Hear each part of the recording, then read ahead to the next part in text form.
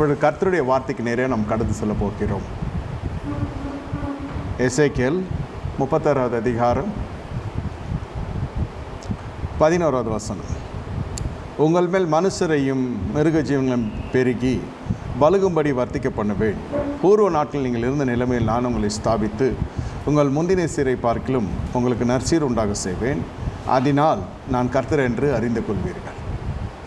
என்னை கேட்டுக்கொண்டிருக்க தேவனுடைய ஜனமே, இந்த காலை வேளையிலே கர்த்தருடைய ஆவியானவர் சொல்லுகிற ஒரு காரியம், உங்கள் முந்தின சீரை காட்டிலும் உங்களுக்கு நற்சீர் உண்டாக செய்வேன் என்பதாகும். உங்கள் முந்தின சீரை காட்டிலும் உங்களுக்கு நற்சீர் உண்டாக செய்வேன். இதுதான் கர்த்தர் கொடுக்கிற ஒரு வார்த்தை. இந்த வார்த்தைக்கு நாம் கடந்து செல்கிற ஒரு காலகட்டத்திலே காணப்பட்டு கொண்டிருக்கிறோம். முந்தின சீரை காட்டிலும் நமக்கு நற்சீர் உண்டாக்கும்படி கர்த்தர் செய்வார்.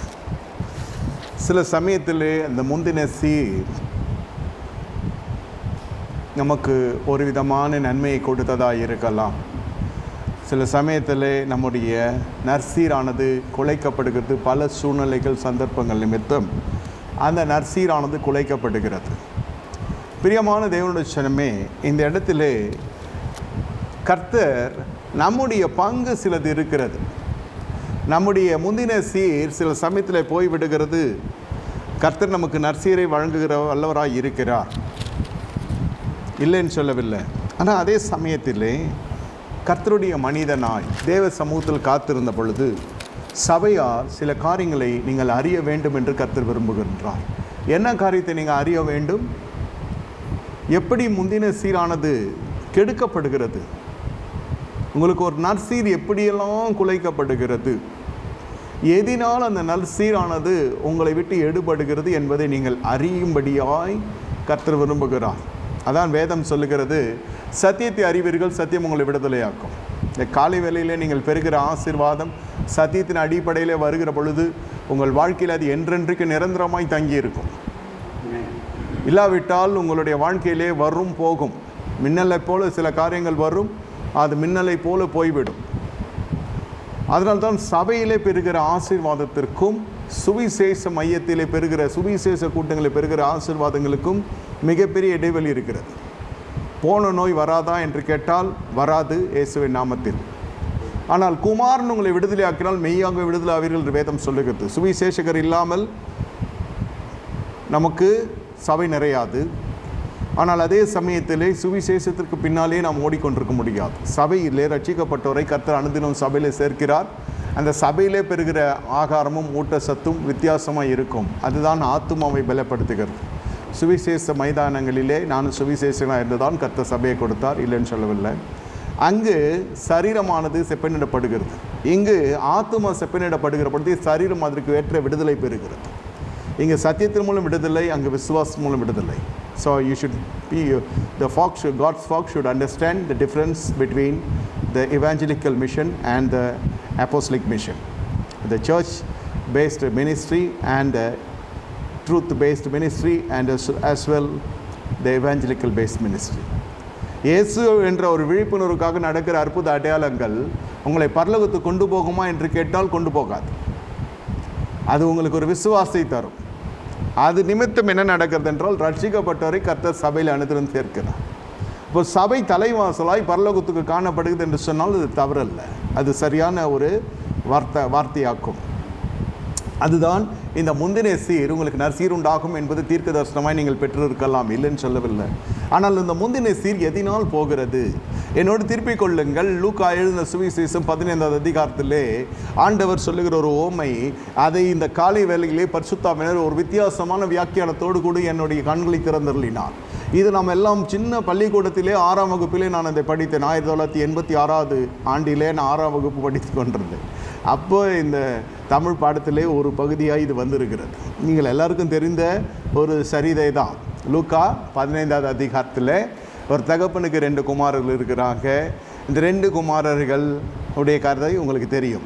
ஒருத்தன் என்ன செய்கிறான், தூர தேசத்துக்கு தகப்பனுடைய ஆசையிலே பங்கை வாங்கி கொண்டு போய் துன்மார்க்கமாக ஜீவனம் பண்ணி அவன் அழித்து போட்டுவிட்டு அதன் பிறகு பசி வேலை கொடுமை, அவன் ஒரு பன்றி மேய்க்கிற வேலையில் தன்னை புகுத்தி கொள்ளுகிறான். அந்த பன்றியின் தீவனங்களை சாப்பிடுகிறதற்கு அளவுக்கு அந்த ஒரு சூழ்நிலை தள்ளப்படுகிறது. அப்பொழுது அவன் நினைத்து பார்க்கிறான் தகப்பன் விட்டு. அது தகப்பனை நினைத்து பார்த்து தகப்பனத்தில் ஓடி ஒப்புரவாகிறான். தகப்பனும் பாதி தூரத்தில் ஓடி போய் கட்டி அணைத்து முத்தமிட்டு அவனுக்கு கால்களுக்கு செருப்பு கொடுக்கிறான், அதனுடைய கைக்கு மோதிரம் போடுகிறான். அரைகுறை கிழிந்த ஆடையெல்லாம் எடுத்து போட்டு அவனுக்கு நல்ல ஆடை கொடுத்து வீட்டில் ஒரு கொழுத்த கன்று அடிக்கிறான். வயலுக்கு போய்விட்டு வந்த அந்த மூத்த குமாரன் இதை கண்டு கொஞ்சம் மன கஷ்டப்படைகிறான், மனத்தாங்கல் அடைகிறான். அதன் பிறகு தகப்பன் சந்தோஷமாக இருக்க வேண்டும் சொல்லி அந்த சரிதை அப்படியாய் முடிகிறது. அவன் திரும்பி வந்திருக்கிறது, நாம் சந்தோஷப்பட வேண்டும். இதுதான் அந்த சரிதையினுடைய ஒட்டுமொத்த காரியமாக்கும். இது எல்லாருக்கும் தெரியும். ஓய்வு நாள் பள்ளியில் இருக்கிற சின்ன பிள்ளைக்கும் தெரியும். இப்போ தேவனை அறியாதவர்களுக்கும் இந்த பாட புத்தகத்தில் வருகிறபடினாலும் இந்த கதை தெரியும். ஆனால் இந்த காலை வேளையிலே பரிசுத்த ஆவியானவர் என்னுடைய கண்களை திறந்தருளி சொன்ன ஒரு வியாக்கியானம் எனக்கு மிகப்பெரிய ஒரு அதிர்ச்சியும் மிகப்பெரிய ஒரு ஆச்சரியமாய் காணப்படுகிறது. ஒரு குடும்பம் இருக்கிறது, ஒரு தகப்பன் எப்படி இருக்க வேண்டும்? இந்த தகப்பன் செய்த தவறு என்ன? 2 பிள்ளைகளையுமே அந்த தகப்பன் வளர்க்க தவறி விடுகிறான். தேவனுடைய தலைமைத்துவம் எப்படி இருக்க வேண்டும், எப்படி இருக்கக்கூடாது? இதில் தூரத்திலிருந்து பார்த்தால் இது நான் இப்படியெல்லாம் பிரசங்கித்திருக்கிறேன். ஒருவன் மூத்த குமாரன் அழைக்கப்பட்ட வாழ்க்கையில் வாழ்ந்தவன், இளைய குமாரன் தெரிந்து கொள்ளப்பட்ட வாழ்க்கைக்கு சமமானவன். இதெல்லாம் நிறைய பிரசங்கங்கள். இதை குறித்து ஒரு 150 பிரசங்கம் நான் பண்ணியிருக்கிறேன் பல நாடுகளிலே. ஆனால் இந்த நாள் காலை வேளையிலே கர்த்தர் எனக்கு அதிகாலையிலே கொடுத்த செய்தி என்னை சுக்குநூறாய் உடைத்தது. அதைத்தான் சபைக்கு நான் சொல்ல விரும்புகிறேன். உங்கள் வீட்டில் ஒரு அசம்பாவிதம் நடக்கிறது அல்லது ஒரு வீட்டில் நடக்கப் போகிறது என்றால் நிச்சயமாகவே அதில் தலைமைத்துவமாகிய பெற்றோர் அதற்கு மிகப்பெரிய பங்காளிகளாக இருக்கிறீர்கள். உங்கள் அறியாமல் ஒன்று நடக்காது. ஐயா, என்னை அறியாமல் இது நடந்திருக்குது என்று சொன்னால் நீ அறிய வேண்டியதை அறிய தவறி இருக்கிறாய் என்ற அர்த்தம். You must understand your guilt. நாம் நம்மிடத்தில் இருக்கிற ஒரு குற்றத்தை நாம் ஒற்றுக்கொள்ள வேண்டும். விழிப்பற்று இருக்கிறது எவ்விதத்திலும் நியாயம் இல்லை. வேதம் சொல்லி விழிப்புணர்வலாக இருங்க, விழிப்புள்ளவர்களாக இருங்க. நீங்கள் நித்திரை செய்யலாம் இராதீங்க. நான் நித்திரை செய்யலை. நான் இரவும் பகலும் கடுமையாக உழைத்து வீட்டுக்கு கட்டுகிற ஜனங்க, அதாவது குடும்ப தேவைகளுக்காக உழைக்கிற ஜனங்களை நான் அறிவேன்.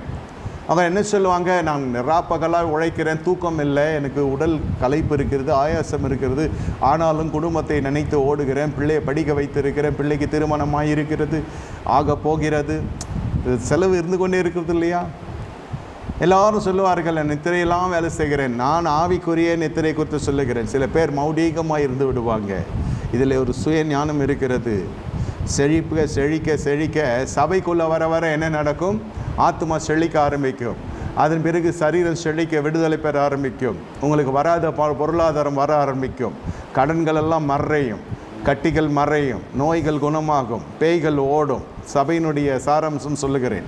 ஏனென்றால் இது தலைமைத்துவத்துக்கு மகிமை சேர்க்கும்படி அல்ல, கர்த்தருடைய மகிமைக்காக சொல்லுகிறேன். பரிசுத்தாவியோடு கூட வேத வசனங்கள் புறப்பட்டு வருகிற பொழுது ஆவியோடும் வல்லமையோடும் உங்களை சந்திக்கிற வேத வசனம் உங்களுக்கு விடுதலை தருகிறது.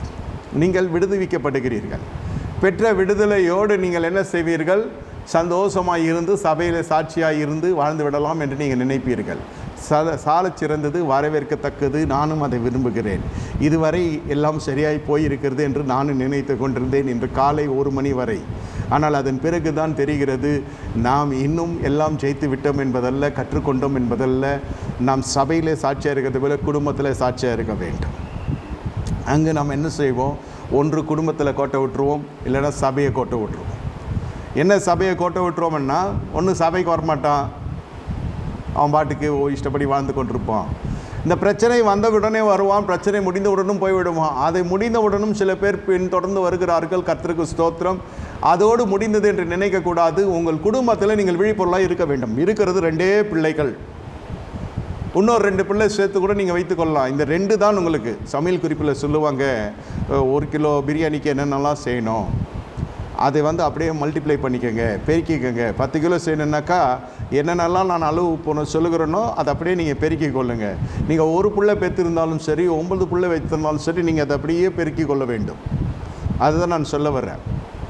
2 பிள்ளை தான், இந்த 5 பிள்ளை என்றாலும் இது அப்படி தான், இந்த குடும்பம் இப்படி தான் இருக்க வேண்டும். ஒரு தகப்பன் இருக்கிறான், செழிப்பு நிறைந்த மனுஷனாக இருக்கிறான். அந்த பிள்ளைக்கு என்ன சொல்லி தவறி இருக்கிறான். இந்த ஓமை ஒரு புறம் இருந்தாலும் இது வேத வசனத்தை கர்த்தர் என் கண்களை திறந்த சில காரியங்கள் உங்கள் மத்தியில் வைத்து விட்டு கடந்து செல்ல விரும்புகிறேன். இல்லை, ஒரு செழிப்பான மனுஷன் விசுவாசி ஒப்பனையாக இருக்கிறான் தகப்பன். இந்த தகப்பனுக்கு நல்ல செழிப்பு இருக்கிறது. இவன் பிதாவுக்கு ஒப்பனையாக நான் பேசியிருக்கிறேன், இந்த ரெண்டுத்தையும் விசுவாசிகளுக்கு ஒப்பனையாக பேசியிருக்கிறேன். ஆனால் இந்த காலை வேளையில் அப்படியல்ல, ஒரு விசுவாசி ஒப்பனை இந்த தகப்பனை நான் எடுத்து பேசும்படி கர்த்தர் என் கண்களை திறந்தரலினா. ஏன் சொல்லுகிறேன் என்றால், சபை விருத்தி அடைகிறது, சபை பெருகுகிறது, சபையில் ஜனங்கள் ஆசீர்வதிக்கப்படுகிறீர்கள். உங்கள் காணிக்கைகள் தசுவாங்கள் வருகிற விதத்தில் இருந்து பார்க்கிற பொழுது உங்களுடைய வாழ்க்கையில் தேவ பயமும் இருக்கிறது. கர்த்தர் உங்கள் கரத்தின் கிரைகளை ஆசீர்வதித்திருக்கிறார். நோய்கள் பேய்களிலிருந்து விடுதலை தந்திருக்கிறார். நல்ல காரியங்கள் குடும்பங்களில் நடக்க ஆரம்பிக்கிறது. இல்லை என்று நான் சொல்லவில்லை. நன்றியுள்ள இருதயத்தோடு எல்லாவற்றுக்கும் நீங்கள் செலுத்துகிற காணிக்கைகள், ஸ்தோத்திர பலிகள் அனைத்தும் ஸ்தோத்திரம் வரவேற்கத்தக்கது. ஆனால் இதோடு உங்களுடைய கிறிஸ்துவ வாழ்க்கை ஆவிக்குரிய முடியவில்லை. இப்பொழுதுதான் ஆரம்பிக்கப்படுகிறது. பழுத்த பழம் நிறைந்த மரத்திற்கு தான் கல்லடி அதிகம். உனக்கு எப்பொழுது கர்த்தர் செழிப்பை கொடுக்கிறாரோ அப்பொழுது தான் நீங்கள் தெரிந்து கொள்ள வேண்டும். நீங்கள் காரியத்தில் எச்சரிக்கை உள்ளவர்களாக இருக்க வேண்டும். நீங்கள் பிள்ளைகளை வைத்திருக்கிறீர்கள், யாரும் மலடு அல்ல, சபையில் மலட்டு தன்மையை கர்த்தர் அப்புறப்படுத்தி இருக்கிறார். ஆகையால் உங்களுக்கு கர்ப்பத்தின் கனி கர்த்தரால் வருகிற சுதந்திரம், அந்த கர்த்தரால் வருகிற சுதந்திரத்தை ஒரு தகப்பனாய் கர்த்தர் உங்களை எடுத்து ஒப்பு கொடுக்கிறார். ஒரு மேய்ப்பனிடத்தில் ஆடுகளை ஆத்துமாக்களை கர்த்தர் ஒப்பு கொடுக்கிறார். மேய்ப்பன் போய் விசாரிக்க வேண்டும், மேய்ப்பன் போய் சந்திக்க வேண்டும், மேய்ப்பன் போய் தண்ணீர் காட்ட வேண்டும், மேய்ப்பன் அதற்குரிய ஆகாரத்திற்குரிய வழிகளை உண்டு பண்ண வேண்டும். பட்சமாய் சுமக்க வேண்டிய கன்றுகளை சுமக்க வேண்டும், அதை நிறுத்த வேண்டிய இடத்துல நிறுத்த வேண்டும், தொழு மரத்தில் அதை கட்ட வேண்டும். மேய்ப்பனுடைய கொஞ்சம் கடமைகளை உங்களிடத்தில் நான் சொல்லுகிறேன். இதே போல்தான் பெற்றோராகிய நீங்கள் அல்லது குடும்ப தலைவராகிய நீங்கள் உங்கள் வீட்டை நீங்கள் விசாரிக்கிற தெரிந்திருக்கிறவர்களாக இருக்க வேண்டும். 1 தீமோத்தேயு 3:15 வாசிக்கிறோம், ஒருவன் தன் சொந்த குடும்பத்தை விசாரிக்க தவறுகிற பொழுது திருச்சபை எப்படி விசாரிப்பான் என்று. அநேகர் விசுவாசிகளுக்கு ஊழியம் செய்ய ஆசை என்று சொன்னால் எல்லாருக்கும் ஆசை.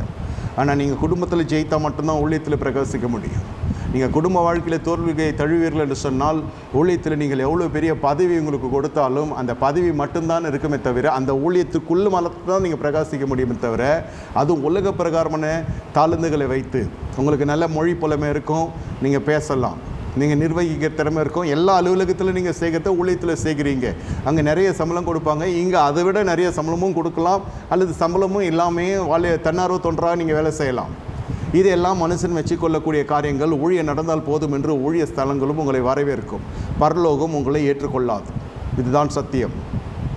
ஆமாம், ஊழியத்திற்கு நீங்கள் கொடுக்கிற பொழுது, உழைக்கிற பொழுது, செலவுகள் எல்லாம் குறையும் பொழுது ஊழியத்தினுடைய தலைமைத்துவம் உங்களை வரவேற்கும், உங்களுக்காக காத்திருக்கும், கிறிஸ்துவனுடைய அங்கமாக உன்னை பார்க்கும். வருமானத்துக்கு வருமானமும் மாற்றி சபைக்கு சொல்லுகிறேன், வேலை நடக்கிறது நல்லா போய்கொண்டு. ஆனால் நான் என்ன சொல்ல வருகிறேன், கர்த்தர் என் கண்களை திறந்ததுக்கு காரணம் என்னவென்றால், அவன் குடும்பத்துக்குள்ளே ஊடுருவி போய் நீ பார்க்க வேண்டும். எப்படி பார்க்க முடியும்? வசனத்தின் மூலமாய் பலிபீடத்திலிருந்து கொடுக்கப்பட வேண்டிய மன்னா போய் சேர்ந்தால் இந்த குடும்பம் சரி கட்டப்படும், நீதி சரி கட்டப்படும், நியாயம் விசாரிக்கப்படும். 2 பிள்ளைகளாக இருக்கட்டும், அது எத்தனை பிள்ளைகளாக இருக்கட்டும், ஒரு தகப்பன் செழிப்படைந்தவனாக இருந்தால் அந்த பிள்ளைகளை குறித்ததான அறிவுடையவனாக இருக்க வேண்டும். ஒரு சம்பவம் நடந்த பிறகு நீங்கள் வருந்தி நீங்கள் ஜெபிக்க வருகிறது, அது உங்களுடைய ஆவிக்குரிய மதிக்கேடு என்று தான் நான் சொல்ல விரும்புகிறேன். ஐயா, என் மகள் இப்படி ஆகிவிட்டா, என் மகன் இப்படி ஆகிவிட்டான், எப்போ அது வண்டி எங்கேயோ போயிருக்கும்.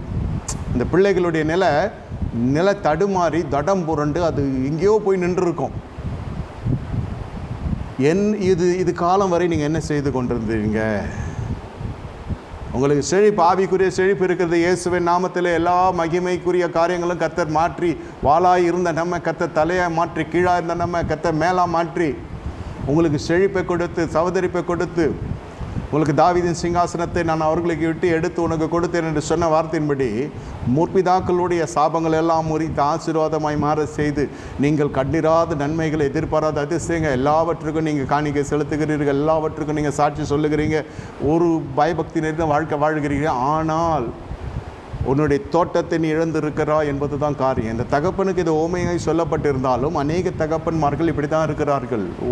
ஒரு முறை உங்களுக்கு செழிப்பு வர ஆரம்பித்ததும் வேலைக்காரர்களை நாம் வைக்கிறோம், வளர்ச்சி வரவேற்கிறேன், சரி அந்த புத்தியாவது இருக்கிறதே நல்ல புத்தி. வேலைக்காரர்கள் இல்லாமலே சில பேர் எல்லா வேலையும் செய்யலாம் நினைத்து தான் வருமானத்தை பெருக்கி கொள்ளலாம் சிக்கனமாக இருந்து நினைத்து வேலைக்காரர்களுக்கு கொடுக்குற காசை என்ன செய்யலாம், சிக்கனமாக இருக்கிற நினைத்து மருத்துவமனைக்கு கொடுத்து விடுவான். அது வரைக்கும் பரவாயில்ல, வேலைக்காரில் வைக்கிறீர்கள் சந்தோஷம், வேலைக்காரில் வைக்க வேண்டிய இடத்துல வைக்கிறீர்கள் அதுவும் சந்தோஷம். ஆனால் எல்லாவற்றிலும் நான் சந்தோஷப்படுகிறேன் தவிர உங்கள் குடும்பம் என்று வருகிற இடத்துல கர்த்தருடைய ஆவியானவர் வைக்கிற நியாயத்திராசிலே சபை குறைவுபட்டு காணப்படுகிறது என்பதை வருத்தத்தோடு சொல்லுகிறேன். இந்த இந்திய தேசத்தில் மட்டுமல்ல, உள்ளே இருக்கிறவங்க மட்டுமல்ல, எல்லாம் கூகுளில் பார்க்குறோம், சரி யூடியூப் வியூவர்ஸ்க்கும் சேர்த்து சொல்லுகிறேன். இந்த செய்தியை நீ பார்க்கிற பொழுதே தெரிந்து கொள், உன் குடும்ப வாழ்க்கையில் உன்னுடைய பங்கு குறைந்து இருக்கிறது. நீ இன்னும் உங்களுடைய கண்களை விழிப்புள்ளவர்களாய், நீங்கள் கண்களை திறந்து நீங்கள் விழிப்புணர்வாய் காணப்பட வேண்டும். சில சமயத்திலே பொல்லாப்பு வருவதற்கு முன்பு தேவன் எச்சரிக்கின்றார். நீங்கள் மறுபடியும் உங்களுடைய உத்தமத்தை நீங்கள் சொல்லுவீங்க, நான் ரட்சிக்கப்பட்டேன், நான் சாட்சி சொல்லுகிறேன், நான் உபவாசிக்கிறேன், அந்த பரிசேய ஜபத்தை போல கிட்டத்தட்ட வந்துவிடும். எப்பொழுது வரும் என்றால், ஒரு பிரச்சனை வருகிற பொழுது, ஐயா எனக்கு இந்த பிரச்சனை வரவே கூடாது. ஏன் வரக்கூடாது? நான் உபவாசிக்கிறேன், நான் காணிக்கை செலுத்துகிறேன், தசமாக செலுத்துகிறேன், நான் ஆலயத்துக்கு போக்குவரத்துமாக இருக்கிறேன், ஏன் என்னை கர்த்தர் கைவிட்டார்? நான் என்ன சொல்லுகிறேன், நீ ஆலயம் வரை சரியாக இருக்கிறாய், உன்னுடைய சரமாகிய ஆலயத்தை பார்த்து கொள்ளுகிறாய், ஆனால் உனக்கென்று கொடுக்கப்பட்ட குடும்பத்தில் நீ அக்கறை செலுத்தவில்லை. தாயாக இருக்கட்டும், தகப்பனாக இருக்கட்டும், பிள்ளைகளை சந்திக்கிறவர்களாக இருக்க வேண்டும். அல்ல சந்திக்க முடியாத திசையில் அந்த பிள்ளைகள் வேலை செய்யலாம் இருந்தாலும் அவர்களுக்கு தொலைபேசி மூலமாவது நீங்கள் ஒரு உறவாடுதல் இருந்து கொண்டிருக்க வேண்டும். நீங்கள் விசாரிக்கிறவராக இருக்க வேண்டும். விசாரிக்கிறா இருக்கிற பொழுது அந்த பிள்ளைகளுடைய நிலை, அந்த பிள்ளைகளுடைய விருப்பம், அந்த பிள்ளைகளுடைய செய்கை, அந்த பிள்ளைகளுடைய எண்ணங்கள் அனைத்தும் வந்துவிடும். இந்த தகப்பனுடைய காரியம் எல்லாம் வேலைக்காரர்களுக்கு படி அளக்கிறதும், வயலில் இருக்கிற மகசூலை பார்க்கிறதும், வளத்தின் மீது வளத்தை பெருக்கிறதுமாய் இருந்து 2 பிள்ளைகளுமே இந்த தகப்பன் கோட்டை விட்டுட்டான். நம்ம 2 பிள்ளையுமே போய்விட்டது. சாலமோன் நாட்டிலே பார்க்கிற பொழுது இந்த தகப்பனை குறித்து எந்த விதமான ஒரு தவறான பிரசங்கங்கள் வந்திருக்காது. தகப்பன் நல்லவன், தகப்பன் ஏற்றுக்கொள்கிறான், தகப்பன் பராமரிக்கிறான், இழந்ததை தகப்பன் திரும்புகிறான். நான் சொல்லுகிறதை நீங்கள் புரிந்து கொள்ள வேண்டும். இந்த 2 பிள்ளைகளுடைய கண்காணிப்பு, இந்த 2 பிள்ளைகள் மீது வைக்கப்பட்ட அந்த பார்வையானது அந்த தகப்பனுடைய பார்வை சரியில்லை என்று தான் நான் சொல்ல வருகிறேன். உனக்கு வேலை இருக்கிறது, சம்பாத்தியம் இருக்கிறது, வேலை ஸ்தலத்துக்கு பிரச்சனைக்கு நீங்கள் போதகரை தொடர்பு கொள்ளுகிறீர்கள். குடும்பத்திலே அந்த பிள்ளைகள் ஒரு பிழைக்குள்ளே போகிற பொழுது தான் இந்த திருச்சபைக்கோ அல்லது தலைமைத்துவத்துக்கோ வருகிறது. என் பிள்ளை இப்படி செய்துட்டேன் ஐயா, அது எங்கே காய் முற்றி கனியாய் மாறி அது மரத்தை விழுகிற நேரம். Can you understand? whoever prays and they'll be defeated. யார் ஜெபித்தாலும் அது தோல்வியை தழுவும். நீங்கள் கூட தான் ஜெபித்தீங்க, என் பிள்ளை அவளை தான் கல்யாணம் பண்ணா, எந்த நேரத்துலன்னு சொல்கிறது? இது சபை ஒன்றும் பண்ணாது. சபை என்ன பண்ணனா இதுதான் பண்ண முடியும். என்ன பண்ண முடியும் என்றால், உன் குடும்பத்தை விசாரிப்பதற்கு ஒரு சத்தியம் இது. எப்படி மேய்ப்பன் ஆடுகளை கண்ணும் கருத்துமாய் இருக்க வேண்டுமோ அதே போல் குடும்ப தலைவன் தன்னுடைய பொருளாதாரத்தை ஒரு புறம் பார்த்தாலும் தாயினிடத்திலாவது அந்த பொறுப்பை கொடுத்து, மனைவியிடத்தில் அந்த பொறுப்பை கொடுத்து, கணவன் பார்க்க முடியாவிட்டால் மனைவியிடத்தில் அந்த பொறுப்பை கொடுத்து, ஆலோசனை இல்லை, தேவ செய்தி வெளிப்பாடோடு வந்து கொண்டு இருக்கிறது. கர்த்தர் நேரே விசாரிக்கவில்லை, ஒரு ஊழியனை எழுப்புகிறார், அந்த ஊழியனுக்கு அபிஷேகத்தை கொடுக்கிறார், அந்த ஊழியனுக்கு கர்த்தர் கட்டளையிடுகிறார், இதெல்லாம் செய், ஒரு கூட்ட ஜனங்களை என் வருகைக்காக ஆயத்த பண்ணு என்று சொல்லுகிறார். அந்த மனுஷன் போய் பார்க்கிறான், அவர்கள் சபையில் சேர்க்கப்படுகிறார்கள், திருவிருந்து காரியத்தில் நியம நிஷ்டையோடு அது ஆசரிக்கப்படுகிறது. இதெல்லாம் நடந்து கொண்டிருக்கிறது. சபை பக்குவப்படுகிறது, வடிவத்துக்குள்ளே வருகிறது, தேவ திட்டம் நிறைவேறி கொண்டிருக்கு, சபை உயர்த்தப்படுகிறது. ஆனால் உள்ளே வந்த பிள்ளைகள், அடுத்த சந்ததியார் ஏன் வெளியே போய் கொண்டிருக்கிறார்கள்? நல்லா புரிந்து கொள்ளுங்கள். The first generation turns out into salvation. The next generation are on the verge of losing their salvation. Whose salvation? The former generation salvation. 2வது தலைமுறையினர் ரட்சிப்பை இழக்கிற நிலையில், எந்த ரட்சிப்பை இழக்கிறாங்க? தங்களுடைய பிதாக்களுடைய ரட்சிப்பை இழக்கிற ஒரு தருணத்தில் காணப்படுகிறாங்க. தாய் தகப்பன் ரட்சிக்கப்பட்டு வருகிறாங்க. முதல் சந்ததியார் தேவனை அறியவில்லை, ஏற்றுக்கொள்கிறாங்க, வருகிறாங்க, சின்ன பிள்ளைகளாக வருகிறாங்க. அந்த வாலிப பிள்ளைகள் வருகிறவர் அந்த சபையில் அதுங்க சொன்ன இடத்துல உட்காரம், சொன்ன இடத்துல நடக்கும், போகும். ஆனால் அது வளர்ந்து வருகிற பொழுது அது ரட்சிக்கப்பட்டதா என்று பார்க்கிறதுக்குள்ளே பிள்ளையாண்டான் ரட்சிப்பை, தாய் தகப்பன் ரட்சிப்பை இழக்கிற அளவுக்கு ஒரு சூழ்நிலை செய்து விடுகிறான். இந்த தகப்பன் வயல் இருக்கிறது, வேலையாட்கள் இருக்கிறாங்க, வேலையாட்கள் இருக்கிறார்கள்னாலே எங்கள் வேலை இருக்கிறதுன்னு அர்த்தம். வேலை இருக்குதுன்னாலே நீங்கள் தெரிந்து கொள்ள நல்ல வருமானம் இருக்கிறது என்ற அர்த்தம். அதில் பிள்ளையும் அந்த வேலைக்கு C was totally into commercial world. வேலை இருக்கிறது, இப்போ மூத்த குமாரன வேலை ஸ்தலத்துக்கான அதை வயல்வெளிக்கு அனுப்புகிறான், அந்த வயல்வெளியிலேருந்து போய்விட்டு வருகிறான். இதெல்லாம் நல்ல நிர்வாக திறமை. கூடுதல் வரை, கூடுமான வரை இந்த சொல்லப்படுகிற சரிதையில் மறைந்திருக்கிற பொக்கிஷம் என்னவென்றால், இந்த தகப்பன் எப்படி அந்த சொத்தை தக்க வச்சானோ அந்த சொத்தை அப்படியே மகனிடத்தில் கொடுத்து அந்த மகன் தக்க வைக்க வேண்டும். இதுதானே தவிர அது பிள்ளையாண்டானுக்குள்ளே இருக்கிற காரியம் தெரியவில்லை. இந்த மூத்த குமாரன் நல்ல பிள்ளையை போல இருக்கிறது, அதையும் நம்பிக்கொண்டிருக்கிறான். அதிலும் அந்த பிள்ளை ஒரு பிரச்சனை பண்ணுகிற பொழுது அந்த பிள்ளையினுடைய சுயரூபம் தெரிகிறது. எல்லாரும் ஒரு தட்டிலே சாப்பிடுகிற பிள்ளைகள், எல்லாருக்கும் ஒரே பிரசங்கம் தான் கொடுக்கப்படுறது. வாத்தியார் ஒரே பாடத்தை தான் எடுக்கிறான். ஒருத்தன் கலெக்டர் ஆகிறான், ஒருத்தன் கலெக்டருக்கு டிரைவர் ஆகிறான், ஒருத்தன் பாஸ் ஆகிறான், ஒருத்தன் பாஸ் ஆகாமல் போகிறான், ஒருத்தன் வரவே மாட்டான், ஒருத்தன் வந்தாலும் தூங்கி கொண்டிருப்பான். சபையும் அப்படித்தான். சில பேர் தெரியாது, எதுக்கு வருகிறோன்னு தெரியாது, ஆனால் வருவான். சில பேர் என்ன பிரசங்கன்னு கேட்டால் தெரியாது, ஆனால் உட்காந்துருப்பான். சில பேர் கண்ணை மூடி தூங்குவான், சில பேர் கண்ணு திறந்து தூங்குவான், சில பேர் கொடுத்துட்டு தூங்குவான், சில பேர் கொடுக்கலனாலும் தூங்குவான். இதே போல் தான் குடும்பம். நீங்கள் எவ்வளோ போலீஸ்கார போல் நம்ம விசாரிக்க முடியாது. அந்த விசாரணை என்பதிலே அதுதான் உங்களுடைய ஆவிக்குரிய ஞானம். உலகத்தையே கொடுக்குற தீர்க்க தரிசனமோ, உலகத்தில் நடக்க போகிற காரியங்களை குறித்து நீங்கள் செய்கிற காரியங்கள் எல்லாம் நம்ம வீட்டில் இருக்கிற அடுத்த சந்ததியார் உங்களை நடுவீதிக்கு கொண்டு வந்து விட்டு விடுவாங்க. உங்கள் ஆவிக்குரிய மேன்மை எவ்வளவா இருக்கிறதோ அந்த பூமிக்குரிய குறைபாடானது உங்களை நடுவீதிக்கு கொண்டு வந்து விட்டு உங்களுக்கு கனவீனமாய் மாறிவிடும். அதனால தான் நிறைய பேர் பாருங்கள், பிரகாசிக்கிற நட்சத்திரங்கள் பிள்ளைகள் இருந்தால் எந்த பிள்ளை ஒழுக்கமாக இருக்கிறதோ அந்த பிள்ளைகளை மட்டும்தான் சொல்லுவாங்க. எனக்கு 2 பெண் பிள்ளைகள் என்ன ரொம்ப ஊடுருவி பார்க்குற பொழுது, ஆமாம் எனக்கு ஒரு 2 ஆண் பிள்ளைகள், ஒரு ஆண் பிள்ளை இருக்கான். அவன் எங்கே ரட்சிக்கப்பட்டானா? மேடையில் முழங்குறதெல்லாம் பார்த்தீங்கன்னாக்கா பிள்ளைங்களை தொலைச்சிடும். இல்லை, இது நடக்கிற காரியம். They are very busy in the ministry. I don't know what ministry. ஊழியத்தில் ரொம்ப அலுவல் பொருளாக இருக்கிறேன். ஆவிக்குரிய வாழ்க்கையில் எங்கள் பிரகாசிக்கு நட்சத்திரமாய் மேடையில் முழங்கும். வீட்டில் பார்த்தா பையன், உங்கள் பாவிகள் வீட்டிலே இருக்கிறான், பரியாசக்காரன் வீட்டிலே இருக்கிறான், திருடன் வீட்டிலே இருக்கிறான், கல்வன் வீட்டிலே இருக்கிறான், கொலைகாரன் வீட்டிலே இருக்கிறான். எல்லாம் ஒரே பிள்ளைய சொல்கிறேன் நான். மகன் மட்டுமல்ல, மகளும் சேர்த்து சொல்லுகிறேன். பிள்ளைகளிடத்திலே நீங்கள் செலுத்தப்பட வேண்டிய நேரத்தை செலுத்தப்படாமல் நீங்கள் ஊழியத்துக்கு வரேன், ஊழியம் செய்ய வரேன், நான் இந்த ஜபத்துக்கு வரேன், அந்த ஜபத்துக்கு வரேன்னா அது உங்களுடைய ஆவிக்குரிய வாழ்க்கையில் மேல் பூச்சாய் போய்கொண்டிருக்கிறது என்ற அர்த்தம். அவன் வயலுக்கு போகிறத பார்க்குறானே தவிர அவன் மனதிற்குள் என்ன இருக்குதுன்னு தெரியுமா? கர்த்தர் தான் மனதை பார்க்குறான்னு சொல்ல முடியாது. உங்கள் பிள்ளைகளுடைய மனம் உங்களுக்கு தெரிந்ததாக இருக்க வேண்டும். ஆனால் ஒன்று மட்டும் மேட்டுமை நிறைந்த ஜனங்களாய் சொல்லுவது உண்டு, என் பிள்ளை நான் வளர்த்திருக்கிறேன், நான் வளர்த்த வளர்ப்பு அவன் தவறு செய்ய மாட்டான். அவன் தவறு செய்தாலும் இப்படி தான் பேசிக்கொண்டு தான் அந்த பிள்ளைகளை இழந்து விடுகிறார்கள். அதனால தான் பாருங்கள், அடுத்த சந்ததியர் போய் புற ஜாதிகள் பெண்களை கல்யாணம் பண்ணுகிறது, அந்நிய நுகத்தில் பிணைக்கப்படுகிறது. மிஞ்சி போனால் அதிகபட்சம் எதில் கண்ணோக்கமாக இருக்கும் பெற்றோர் சமுதாயம் என்று பார்த்தா, உன் பிள்ளை எவ்வளோ மார்க் எடுத்தான், என் பிள்ளை எவ்வளோ மார்க் எடுத்தான், உன் பிள்ளைக்கு பிஇ கிடச்சிதா, என் பிள்ளைக்கு மெடிசன் கிடச்சிதா. மறுபடியும் சொல்லுகிறேன், இன்னும் நீங்கள் விசாரிக்க வேண்டிய இடத்தில் விசாரிக்கவில்லை. கல்லூரியில் போய் விசாரிக்கலாம்.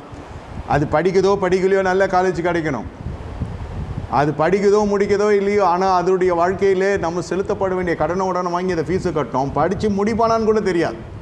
அது தெரிந்தவனாக இருக்கணும். பிள்ளைகளுடைய பலவீனம் என்ன என்று தெரிந்திருக்க வேண்டும், பிள்ளைகளுடைய பலன் என்ன என்று தெரிந்திருக்க வேண்டும். எதுவுமே தெரியாமல் நீங்கள் உங்கள் சீர் எப்படி குலையாமல் இருக்கும் யோசித்து பாருங்கள். நேரத்தை பிள்ளைகளிடத்தை செலவு பண்ணுங்க. அது பிறகு அந்த பிள்ளைக்கு பின்னாடி ஓடுகிறது ரொம்ப கஷ்டமாயிடும். ஓடினாலும் பலன் கொடுக்காது. அந்த நேரத்தில் நீங்கள் சொல்லுகிறது எடுபடா. அதான் சொல்லுகிறேன், முளையில் அதை கிள்ளி எறிய வேண்டிய பகுதி இருக்குது. அது 15 வயது, 16 வயது, 13 வயது, 14 வயது, 8 வயது, 7 வயது என்றதெல்லாம் அல்ல. இங்கே எப்பொழுது பிள்ளை பிறந்ததோ அப்பொழுதிருந்தே உங்களுக்கு ஒரு விழிப்பு இருக்க வேண்டும். அந்த பிள்ளைக்கு உடல்நிலை சரியில்லாவிட்டால் நீங்கள் பார்க்கிறீர்களே, அந்த பிள்ளைக்கு மன உளைச்சல் இருக்கிறது, மன உளைச்சல் இருக்குது, அதை பார்க்கிறீர்களா என்பது தான் கர்த்தருடைய ஆவியானவர் என்று உங்களை கேட்கிறார். அந்த பிள்ளைகளுக்குள்ளே சில காயங்கள் இருக்கும்.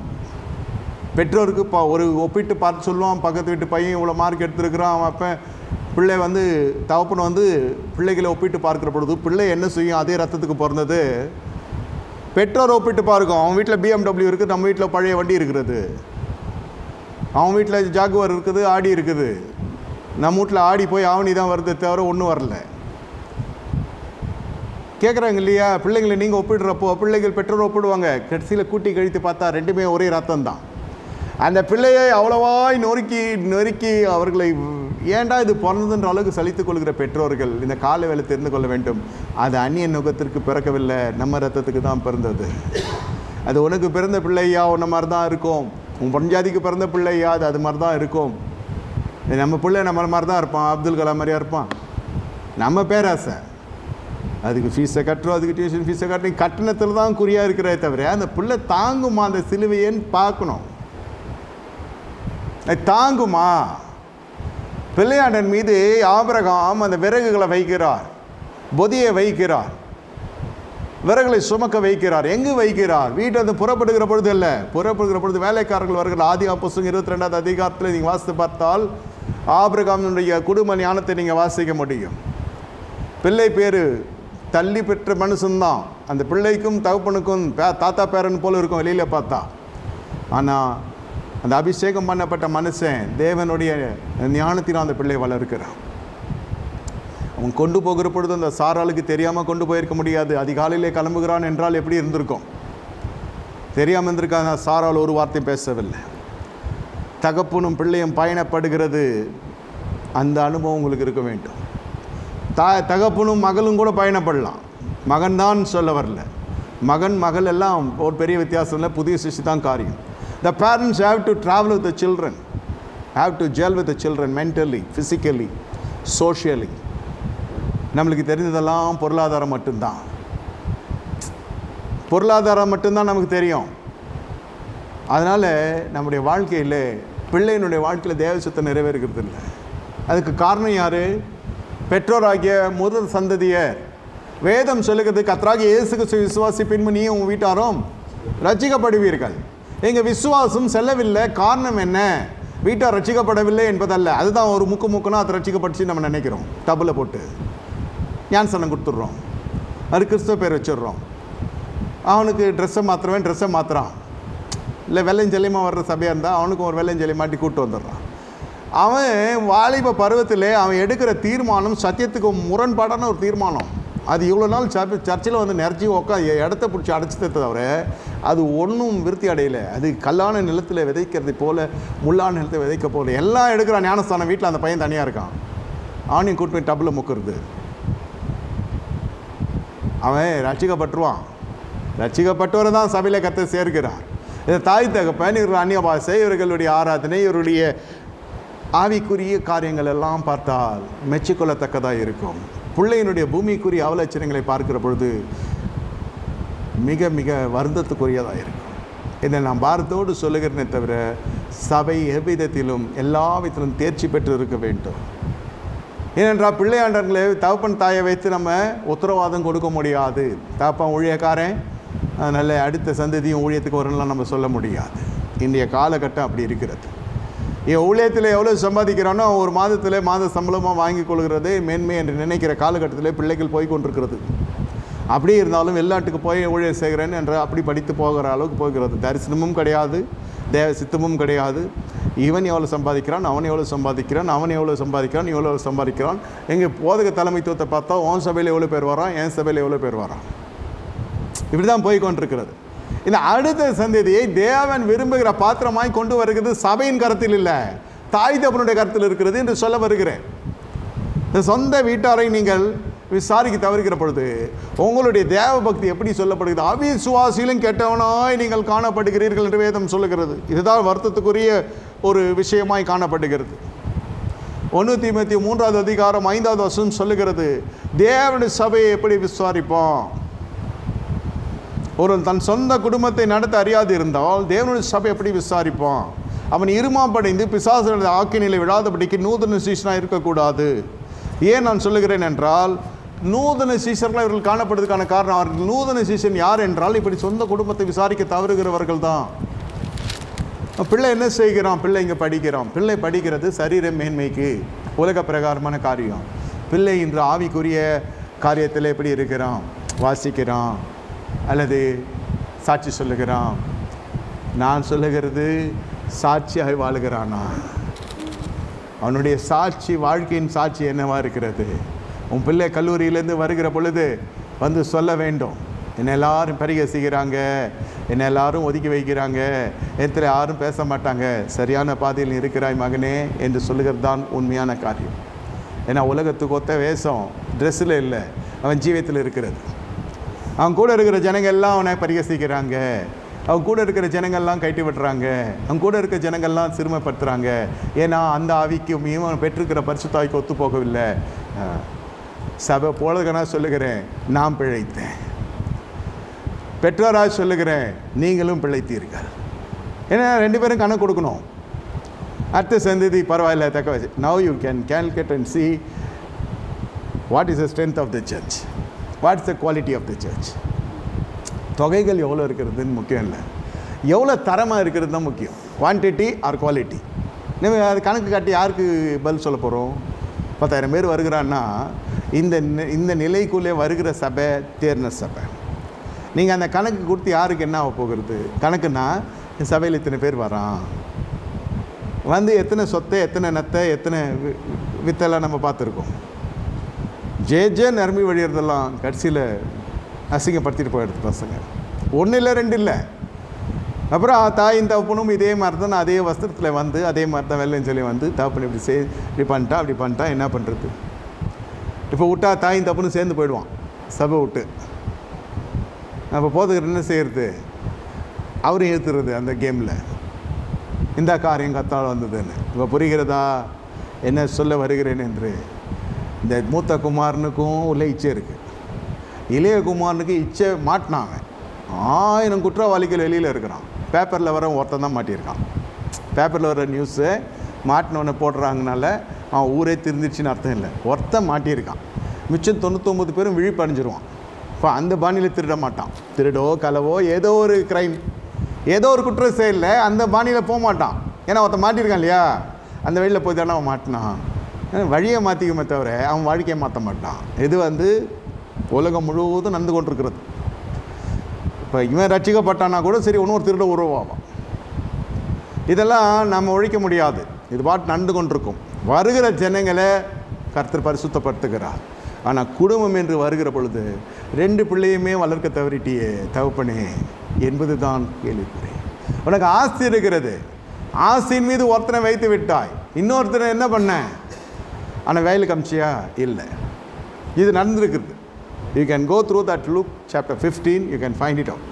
ஒருத்தன் தான் வேலைக்கு போகிறான், அதான் வயல் வேலைக்கு போகிறான். இன்னொருத்தன் சும்மா உட்காந்துருக்கு செல்லம், இது கடைக்குட்டி. அது கஷ்டமாக போனால் தம்பி வலிக்கும், பாப்பா இரும்போம் துரும்போம் எல்லாம் சொல்கிறான் இல்லையா, அந்த மாதிரி தான். அப்போ அது இப்படி தான் நமக்கு ஒரு வித்தை காட்டும். 2த்தையும் அடித்து துரத்து. வேலைக்கு வயல் வேலைன்னா வயல் வேலை, கல்லூரினா கல்லூரி. எனக்கு பிடிச்ச கல்லூரியில் நான் சேர்க்கக்கூடாது. அது தாங்குமான்னு பார்க்கணும். யார்? அடுத்த சந்ததி. எனக்கு இருக்கும் அப்துல் கலாம் கனவெல்லாம் இருக்கும். என் மனசுக்குள்ளே எனக்கு ஒரு பெரிய ஒரு அறிவாளின்னு ஒரு எண்ணம் இருக்கும், ஒரு பெரிய விஞ்ஞானி போல் நான் நினைப்பேன். ஏன்னா பக்கத்து இருக்கிற பையன் எடுத்துட்டானா அவன் அமெரிக்கா போயிட்டான், போய் இவனையும் அடித்து துரத்தணும் அமெரிக்காவுக்கு, இவனை படிக்க வைக்கணும். அவனை துரத்துக்கிறதுல இருக்கிறனே தவிர அவன் செழிக்கிறதுல இருக்கணும். அவன் தாங்குவானா? முதல்ல பையன் தாங்குவானா? நம்ம பையன் நம்மளை மாதிரி தான் இருப்பான். கொஞ்சம் ஒய்ஃபு கொஞ்சம் மனைவி இருக்கும், இல்லை நிறைய மனைவி குணாதிசயம் இருக்கும், கொஞ்சம் கணவன். சரி பரவாயில்ல, இந்த தம்பதிக்கு பிறந்தது தானே அது. உங்கள் கனவுகள் எல்லாம் ஏற கட்டி வைத்து விடுங்க, நீங்கள் நிஜத்தில் வாங்க. பிள்ளையாண்டான் 2 பிள்ளையாண்டானே. ஒருத்தன் வயலுக்கு போகிறான், இன்னொருத்தன் எங்கே போனான்? இச்சைக்கு பின்னாடி போயிட்டான். he has no other business. Time எப்படி செலவு பண்ணுறான் பையன்? முதல்ல நேரத்தை கடைப்பிடிக்கிறானா பையன், அங்கேயே அதை பிடிக்கணும். எந்த வேலையுமே போகலாலும் சரி, காலை எழும்புவான், காலை சீரோடு நல்லா உடுத்துவான். அப்போ என்ன சொல்லலாம்? வீட்டில் இருக்கிறவன் அப்பா அம்மா கலெக்டர் மாதிரி எல்லாம் ட்ரெஸ் பண்ணிட்டு இருக்காரு, இதை எந்த வேலைக்கு போய் என்ன கைட்ட போகிறாரு? இது சொல்கிறானேன்னு சொல்லிட்டு அவன் என்ன பண்ணுவான்? சோம்பல் படிக்கையிலே இருப்பான். அப்போ இருக்கிற வரைக்கும் ட்ரெஸ்ஸு குளிக்கவே போக மாட்டான், பல் தேய்க்கிறதுக்கு பயப்படுவான். இது நடக்குதா இல்லையா? அது கடைசியில் அது அப்போ தலை மறைஞ்சோன்னு தான் அது செயல்பட ஆரம்பிக்கும். அதுக்கப்புறம் அது 11 மணிக்கு தான் அது காலையே ஆரம்பிக்கும். 12 மணிக்கு பிரேக்ஃபாஸ்ட் சாப்பிட்டு அப்புறம் இவன் லஞ்சு எப்போ சாப்பிட்டு அவன் எல்லாமே சக்கரை மாதிரி தான். இது 11 மணிக்கு எழுந்திரிச்சவனுக்கு எந்த வேலைக்கு போவான்? நீங்கள் சொல்லுவீங்க கால் சென்டர் போகிறான், ஐடியில் வேலை செய்கிறான், நைட்டு வேலை செய்கிறான். அதனாலும் பரவாயில்ல, வேலையாவது செய்கிறானே. எந்த ஜோலியுமே இல்லாமல் இளையகுமார் இருக்கிறான். என் தகப்பன இருக்கும் பார்க்க மாட்டார் அவர். இருக்கட்டுங்க, 100 ஏக்கர் இருக்கட்டும், உங்களுக்கு பெரிய ஆஸ்தி படைத்தெல்லாம் நீங்கள் இருங்க. உங்கள் அப்பா உங்களை இப்படி தான் வளர்த்தாரா? அதை யோசிச்சு பார்க்கணும். நம்ம எங்கேருந்து வந்தோம். இல்லைனா ஒன்று ரொம்ப அதை பற்றியே ரீவைண்ட் பண்ணி சொல்லுவான், நான் எப்படி கஷ்டப்பட்டேன். அது கேட்க கேட்க கேட்க பசங்களுக்கு அப்படியே பிபி ரைஸ் ஆகி. நான் கூட தான் சைக்கிளில் போனேன் ஊழியத்துக்கு, நடந்து போனேன் 3 வருஷம். இப்போ சொன்னால் அது என்ன ஆகும்? அது பழைய ரிக்கார்டராக ஆகிடுவேன் நான். அந்த மாதிரி அந்த சார் சொன்னாங்க, நீங்கள் நடந்து வந்தார், பைக்கில் வந்தார், அப்புறம் காரில் வந்தார், அப்புறம் ஃப்ளைட்டில் போவார். நல்லா அது 3வது ஆள் என்ன வேணால் சொல்லலாம். நல்ல எண்ணத்தில் சொன்னாங்க, இல்லைன்னு சொல்லலை, சாட்சி சொல்கிறாங்க. இல்லை நான் சொல்ல முடியுமா? நான் சைக்கிளில் போனேன், நான் நடந்து போனேன் ஸ்கூலுக்கு, ஃபுட்பால் அடிச்சுலாம் பஸ்ஸில் போனேன் காலேஜுக்கு. என் கூட ஒன்றும் கை விட்டெல்லாம் செத்தெல்லாம் போனோம், கண்ணெதிர்க்கெல்லாம் பார்த்துருக்கோம். இப்போ பிள்ளைங்களை அப்படி அனுப்ப முடியுமா? அப்போ வாத்தியார் எடுத்துற பிச்சிருவார். அப்படியே என்ன வயசானாலும் பார்க்க மாட்டாங்க, அவங்களுக்கும் வயசாகிருக்கும், நம்ம கடை மாதிரி தான் நம்மளே போட்டு சாத்துவோம். இன்றைக்கி வாத்தியாருக்கு போலீஸ் பிடிச்சி போட வாத்தியார் இந்த ஆட்டம்லாம் ஆடினான் தான். வாத்தியாருக்கு இப்போ ஜெபம் பண்ணின்னு போகிறாங்க, வந்து வாத்தியாருக்கெல்லாம் இருக்கிற விசுவாசிங்க, ஐயா ஜெபித்து அனுப்புங்க. அப்போது வாத்தியார் அடிக்க போகிறாருன்னு சொல்லிட்டு சாமி கும்பிடாதான் சாமி கும்பிடுவான். காலங்கள் மாறுது இல்லையா? அந்த கதையெல்லாம் சொல்லக்கூடாது. அதான் முந்தினவை பெற்றோர் நினைக்க வேண்டாம், பூர்வமானைகளை நீங்கள் சிந்திக்க வேண்டாம், உனக்கு கொடுத்த புதிய கருத்தை கொஞ்சம் பாரு, அது புது சிருஷ்டியாக மாற்று. அப்படி தான் கேட்பான் பையன். எது நம்ம இடத்தில் கேட்க இல்லையோ அதை தான் அது ரொம்ப நிற்கும். எது அப்பங்கிட்ட இல்லையோ, எது ஆத்தா கிட்ட இல்லையோ அதுதான் கேட்கும். இல்லை மிஞ்சி போனா நீ சொல்லிக்கூடாதுப்பா, ஏன்னா அவ்வளோ படிச்சிருந்தேன்னா நான் ஏன்டா உன்னை இந்த படி வைக்கிறேன். நீங்கள் நல்லா பாருங்கள், நல்ல உயர்ந்த அடைக்கலத்தில் இருக்கிறவங்கெல்லாம் பசங்களை வந்து ரொம்ப படிப்பை ரொம்ப பார்ப்பாங்க. அவன் கரெக்டாக கண்டுபிடிச்சிடுவான். இது தேரும் தேராதுன்னு அவனுக்கு தெரியும். அவனுக்கு ஞானமும் இருக்குது, அந்த ஞானத்தினால தான் பொருளாதாரம் இருக்குது. இது வந்து முற்பிதாக்கள் சுதந்திரம் இருக்கும், அதுக்கு வந்து ஞானம் இருக்காது. ஞானம் இருக்கிறது என்னன்னா சொத்தை தான் தக்க வைக்கிறது இருக்கும். பிள்ளைங்களே டோட்டலாக கோட்டை விட்டுரும், யார்கிட்ட சேர்றான். அதனால தான் பவுல் சொல்கிறார், இந்த உபதேசத்தை கொண்டு வராதுன்னு வீட்டு பக்கம் சேர்க்காத. பவுலுக்கு பொறாமையா வேறு சபைக்கு போயிட போகிறாங்க ஆத்துமாங்கன்னு, தசமாங்கலாம் வேறு சபைக்கு போயிட போகுதுன்னு பொறாமையா பவுலுக்கு? பவுல் தெரியும், ஒரு சுவிசேஷனால் பெற்றெடுத்தேன் ஐயா கலாத்தியா சபையை, உன்னை எவ்வளவோ நான் பாடுபட்டு உன்னை பெற்றெடுத்தேன். அவர் அடுத்த சபைக்கு போயிட்டு வரத்துக்குள்ளே ஒருத்தர் உள்ளே பூந்து கலக்கிட்டான். உடனே 4 நட்சத்திரம் பார்க்க ஆரம்பிச்சிட்டான். நம்மால் கலாத்தியா சபை 4 நட்சத்திரம் நேரங்காலெல்லாம் பார்க்க ஆரம்பிச்சிட்டான். இந்த பஞ்சாங்கம் தான் கையில் வைக்கல, பைபிள் கையில் வச்சுக்கின்னு செவ்வாய்க்கிழமை அது செய்யக்கூடாது, இது மார்கழி மாதம் கல்யாணம் வைக்கக்கூடாது, இதெல்லாம் சொல்ல ஆரம்பிச்சிட்டோம். இப்போ நடக்குது இல்லையா? அதே போல் அப்போது கலாத்தியா சபை நடத்தது பார்த்துட்டு தான் பவுல் வயிறெறிஞ்சு சொல்கிறாரு, உங்களை புத்தியில்லாத கலாத்தியரே ஆவியில் ஆரம்பித்த நீங்கள் மாம்சல் முடிவடைது என்ன? உங்களை மயக்கினவன் யார்? அப்போ எவனும் வந்திருக்கான். சபையை குறித்து அந்த மனுஷனுக்கு அவ்வளோ பாரம், வைராக்கியம், அன்பு, பாடுகள், பிரயாசங்கள். இந்த சபையெல்லாம் என்ன போல ப்ரீச் பண்ணி ப்ராபசி சொல்லி எல்லாம் கட்டல, அடி ஓதப்பட்டு கட்டினது, அது ரத்தம் சிந்தப்பட்டு கட்டினது, அது இயேசு கிறிஸ்துவினுடைய உயிர்த்தெழுதலுக்கு பிறகு வந்த சபைகள். அவ்வளோ வலி இருக்கும். ஒரு வார்த்தை சொல்லிவிட்டால் நமக்கு காயம் ஆற முடியவில்லை, சுயம் உட்கார்ந்து இருக்கிறது. நிஜத்தை சொல்லுகிறேன், நம்முடைய சரீரம் இன்னும் சாகவில்லை, ஆனால் இந்த இடத்துல சரீரம் செத்து செத்து செத்து இந்த பிள்ளைகளை குறித்து ஒரு நல்ல மதிப்பெண் எடுக்கிற பிள்ளையை பார்த்தா தகப்பன் அப்படியே இது என் மகன்றது, அது படிப்பு ஜெயிச்சிடும், படிப்பை வச்சு வேலை கிடச்சிடும். அடுத்தது குடும்ப வாழ்க்கைன்னு போனால் அங்கே ஃபெயில் ஆகிடுவான். ஆகுதா இல்லையா பாருங்கள். மெத்த படித்தவன் புட்டுன்னு போயிடுறான், கல்யாணம் உடஞ்சிடுது. இப்போ என்ன சொல்கிறது? எதில் நம்ம எதுலையாவது நம்ம ஒரு இடத்துல தோற்றா அது அப்படியே தோற்றுக்கிட்டே வரும். முதல்ல அவன் நட்பு யாருன்னு பார்க்கணும், பிள்ளைங்களோட நட்பு யாருன்னு பார்க்கணும். இது இளையகுமாரன் துர்மார்க்கமாக நீ ஜீவனம் பண்ணான்னா யாரோட போனான்? அவன் நட்புகளோடு சேர்ந்தானே போகுது. அது நட்பு யாருன்னு பார்க்கணும். அதுக்கெல்லாம் இப்போ டைம் இல்லை, அதுக்கெல்லாம் போனால் நம்ம இதை பண்ண முடியாதுனாக்கா நம்மளுக்கு டைம் சரியில்லைன்னு அர்த்தம். இல்லை இது நமக்கு பிறந்த ஒன்று, அது இப்போது ஒரு பிள்ளை வளர்க்கதே கஷ்டப்படுறானே, அப்போல்லாம் 4 பிள்ளை பெற்று வளர்த்தான். இப்போ 4 பிள்ளைன்னா 4 பிள்ளையோட ஃப்ரெண்ட்ஸை பார்க்கணும், 4 பிள்ளையோட ஃப்ரெண்ட்ஸோட கேரக்டர் பார்க்கணும், அவங்க நேச்சரை பார்க்கணுன்னாக்கா அவள் விடிஞ்சிரும். இப்போது வந்து ஒரு பிள்ளை தான் வச்சுருக்கேன், மிஞ்சி போனால் 2 பிள்ளை, அதோடு அவ்வளோதான். அப்படி ஒருத்தருக்கு 4 பிள்ளை பிறந்துச்சு, அவன் ரொம்ப அழுதுட்டான். 2 பிள்ளை பிறந்துச்சு, 3வது ஆம்பளை பிள்ளைக்கு ஆசைப்பட்டான், அது ட்வின்ஸாக பிறந்துச்சு, மொத்தம் 4 பிள்ளை. அவனுக்கு 4 பிள்ளைன்றது இது 2000க்கு அப்புறம் 2005க்கு அப்புறம் போகிற அந்த கிட்ஸு அந்த கப்பல்லாம் அவன் எவ்வளோ தெரியுமா பசங்க 4 பசங்க தான் அவனுக்கு. உனக்கு ஏண்டா போகிறாமே 4 பசங்க இருக்கட்டும். அவனும் வந்து பேச 4 பசங்க எனக்கு இல்லை 4 பசங்க தானடா கர்த்தர் கொடுத்துருக்கிறாரு. கொடுத்தவர் பிழைக்க செய்வார், செழிக்க செய்வார்.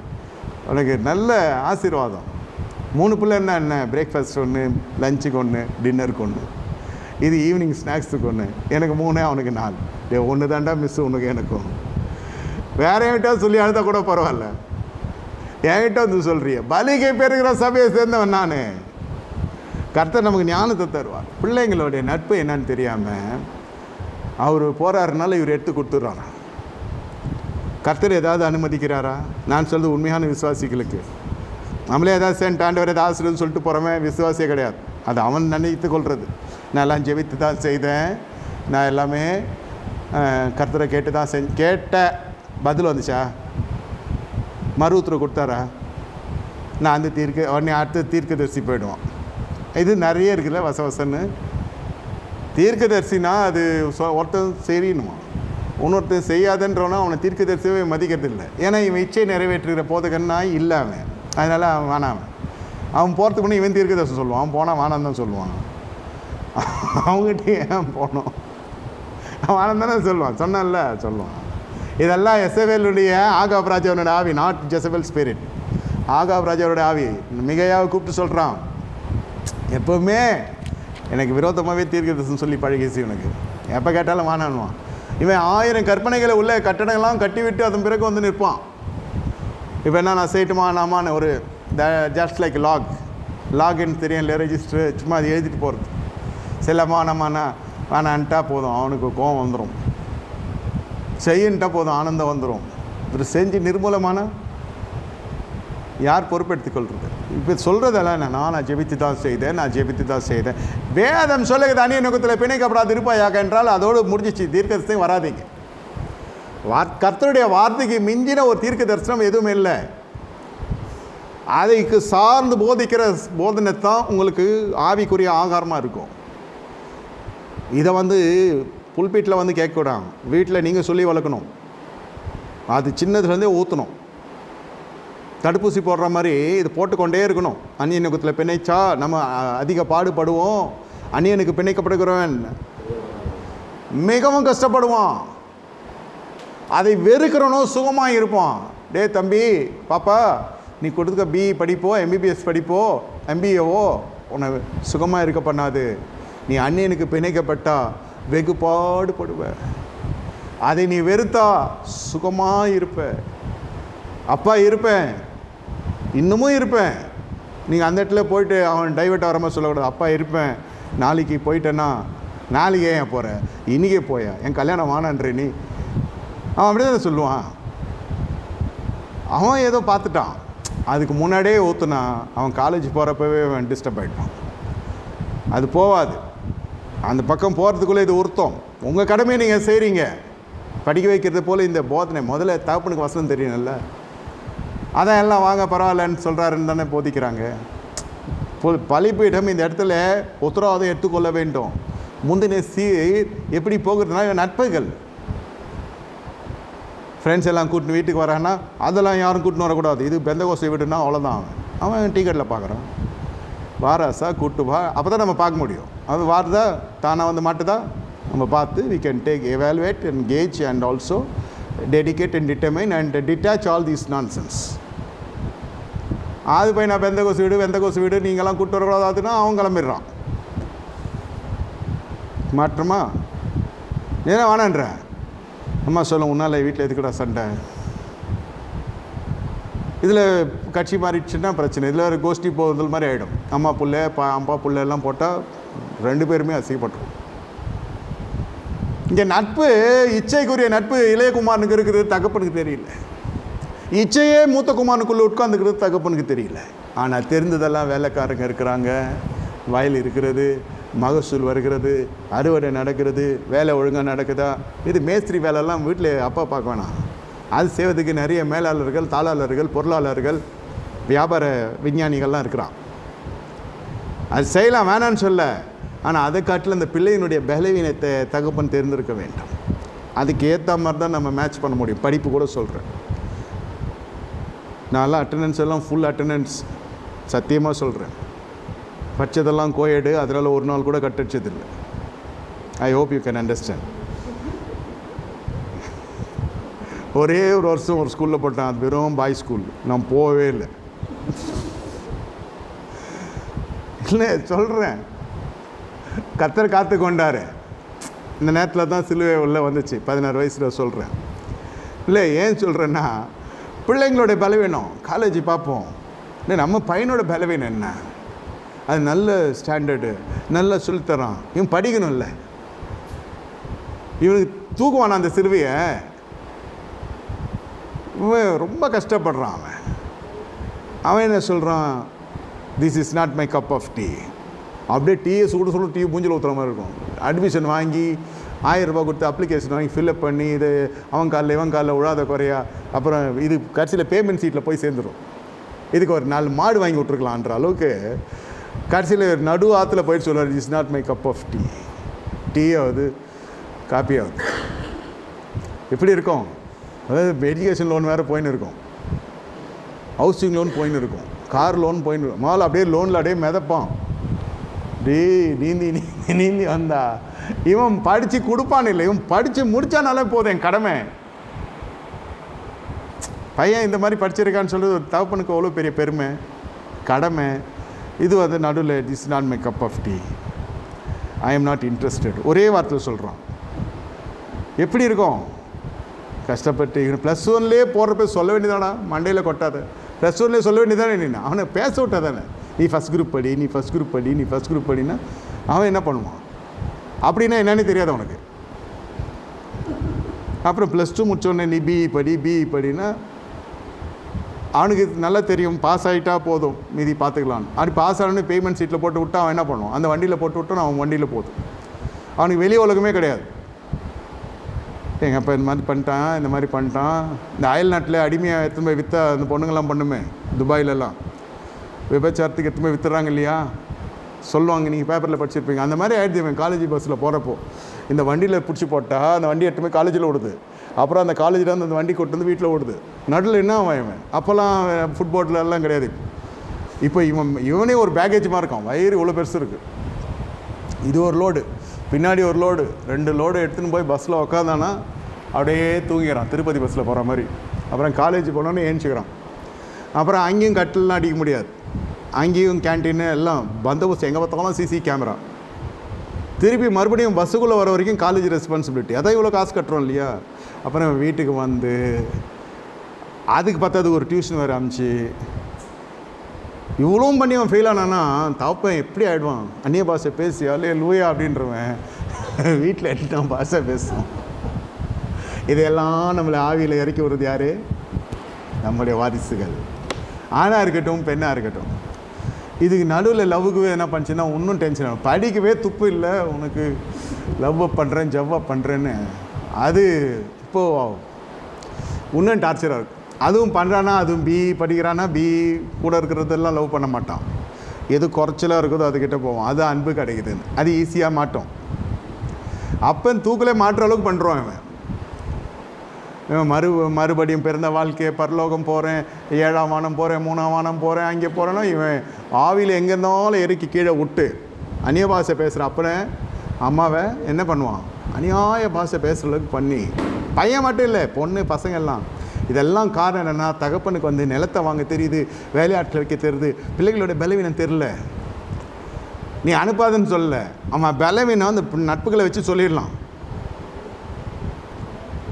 உங்களுக்கு ஃபுல்லாகவே ஒரு ஒர்க்கோ ஒரு கான்செப்டில் நீங்கள் பிஸியாக இருந்தீங்கன்னாக்கா நட்பு எல்லாம் பார்க்க முடியாது.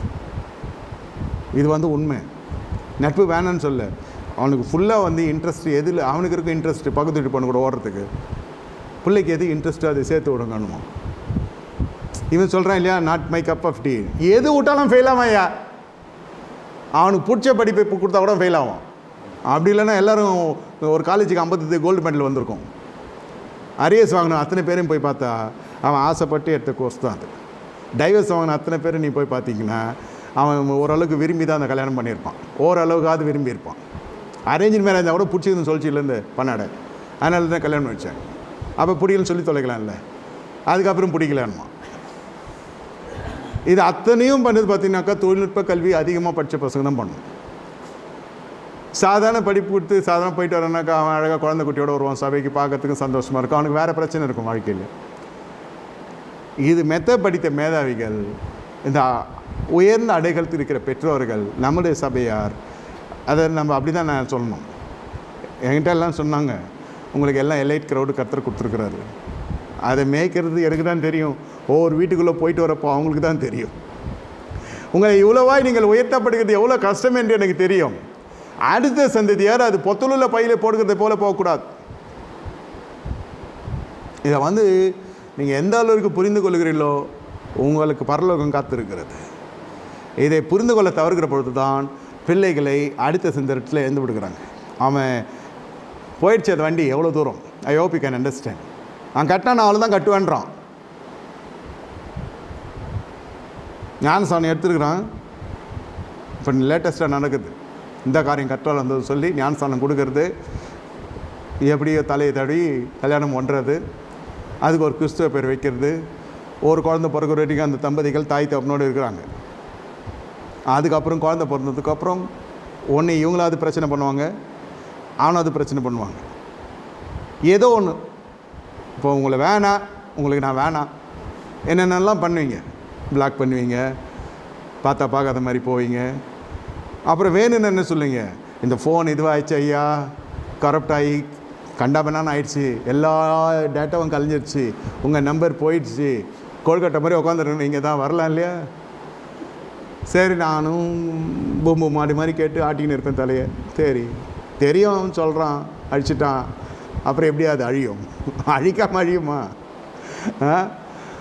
சரி, ஒரு வேணும்னா நம்ம எப்படி போவோம், வேணான்னா என்ன செய்வோம், அது சொல்கிறேன்.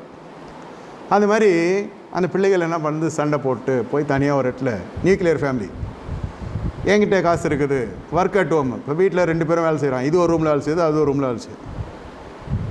பிள்ளைகிட்ட என்னென்ன விளையாட்டு பார்க்க கூட அதுக்கு ஒரு ஐஃபோன் வாங்கி கொடுத்துட்றான், அது வச்சு நோண்டின்னு இருக்குது குழந்தையிலேருந்தே. அதுக்கு கவருக்கு வரலாம் போட்டு கொடுத்து அது உடஞ்சாலும் உடையாத மாதிரி வாங்கி கொடுத்துட்றான். அப்போல்லாம் ரப்பர் வாங்கி கொடுப்பாங்க, வாயில சப்பின்னு இருப்போம், அப்புறம் நடவண்டி கொடுப்பாங்க. இப்போ அது பார்க்க ஆளுங்கெல்லாம் வைப்பாங்க. அப்போது ஏன்னா அதுக்கு பார்க்கறதுக்கு ஒரு கண்காணி ஒரு கேள்வி இருக்கும் வீட்டில், அந்த குழந்தைக்கு கொடுக்குற பிஸ்கெட் அவ சாப்பிட்ற போகிறான்னு. இப்போ எல்லாத்தையும் சிசி கேமரா வச்சு குழந்தை நடுவில் இருக்குது, எல்லாம் ஃபோன்லேயே பார்த்துக்கிறாங்க குழந்தைய என்ன பண்ணுறது அடுத்த ரூம்லன்னு. இப்படியே போய் கொண்டிருக்கிற பொழுது அந்த குடும்பத்தில் டோட்டலாக என்ன ஆகிடுது, ஒரு ஃபங்க்ஷன் வருது. ஃபங்க்ஷன் பார்த்தா இந்த பொண்ணு, அது பேர் ரெபேக்காலே, எப்சிபான்னு, இந்த வேதத்தில் இருக்கிற அத்தனை பிரம்மாண்டமான பேர் ஒன்றும் இல்லை, என்ன மாதிரி 3 பேர் வைப்பான். என் பிள்ளைங்களுக்கெல்லாம் 3 பேர் வச்சுருக்கு. அந்த மாதிரி பிரம்மாண்டமான பேர்கள், பரிசுத்தவாட்டிகளோட பேர்கள், பரிசுத்தானோட பேர்கள், அடுத்த கல்யாணம் ஒரு காட்சி, ஒரு சுப வைபவங்க என்று சொல்லி வருகிற பொழுது அந்த பிள்ளைகள் ஜென்ம காரியத்துக்கு போயிடுறாங்க. Can you understand? If they are converted from Hinduism, they are going back to Hinduism. You can see all the dots. It's not fun.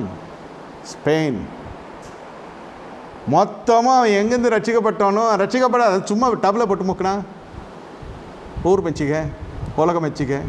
இது உலகத்துக்கு ஒத்த வேஷம் இல்லையா? அது இதுதான் உலகத்துக்கு ஒத்த வேஷம்.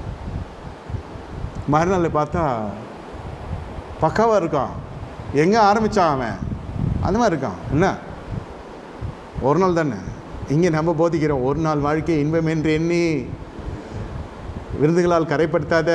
அது ரட்சிக்கப்பட்ட ஆத்மாக்கு. அவன் அப்படின்னா என்னன்னு கேட்குறான், இன்னும் இவர் என்னென்னமோ பேசுகிறாருன்றான், வேற்றுக்கிரகவாசி மாதிரி பார்க்குறான் நம்மளை. இது பண்ண வேலை, இவர் தான் பாஸ்டரு. ஓ அப்படியா, இது நல்லா ஸ்மார்ட்டாக ட்ரெஸ் பண்ணிக்கிறாரு, நீங்கள் சொல்கிற மாதிரிலாம் இல்லை அப்படின்னு பேச ஆரம்பிக்கிறப்ப தான் தெரியுது அவனுக்கு சுத்தமாக சப்ஜெக்ட் தெரில. இதுக்கெல்லாம் காரணம் யார்? தாவீதை போல நடனமாடி அப்பாவை துதிப்பேன் என்று சொன்னவர்களுடைய பிள்ளைகளுடைய துணைகள். நான் உங்கள் ஆராதனை குறை சொல்ல, உங்கள் பாடலில் குறை சொல்ல, உங்கள் ஊழியத்தை குறை சொல்ல, எதுவுமே சொல்ல. ஆனால் see to that next generation is not polluted. இதை நம்ம வீட்டில் இருக்கிறது சரியாச்சுன்னா ஊரில் இருக்கிறது எதுவும் உள்ளெல்லாம் வராது. வந்த பொண்ணையோ வந்த மருமகனையோ திட்டுறது கண்டனத்துக்குரியது. இது வீட்டில் இருக்கிறதே சரியில்லை, அது சரி இருக்குமா? எனக்கு பிறந்தது வாட்சது சரி இருக்குமா? பிறந்ததே சரியில்லை. இதை மேய்க்க தவறிட்டேன். Matter is with me, the guilt is with me.